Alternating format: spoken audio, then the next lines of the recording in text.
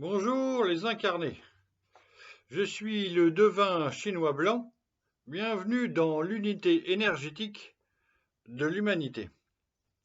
Plusieurs personnes m'ont parlé d'un soi-disant hexagramme de naissance. Je connaissais pas. Je leur ai répondu naïvement que je savais pas ce que c'était, que j'irais voir.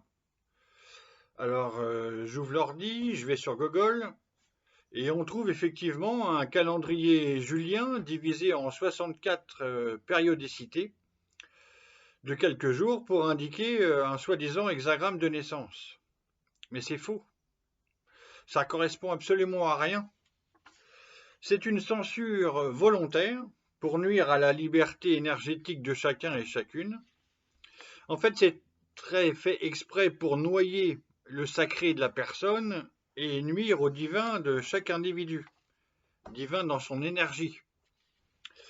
Donc l'hexagramme de naissance ressemble étrangement à l'énergie de l'incarnation, mais la censure a été donc astucieusement pensée.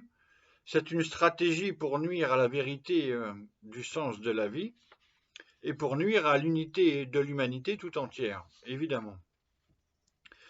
C'est exactement le même procédé de censure que pour l'astrologie, où on peut lire dans tous les magazines, à la fin du magazine des programmes télé, on peut lire ce qui va se passer cette semaine. Ça correspond à rien.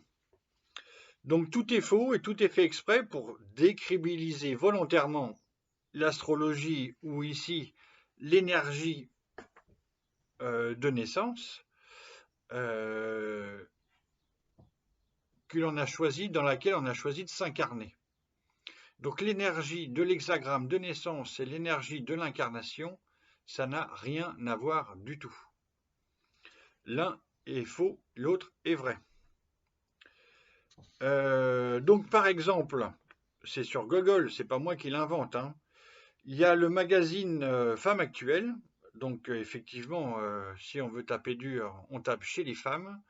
On leur impose de penser de la superstition et de la bêtise, comme ça, on est sûr que ça n'ira pas très loin.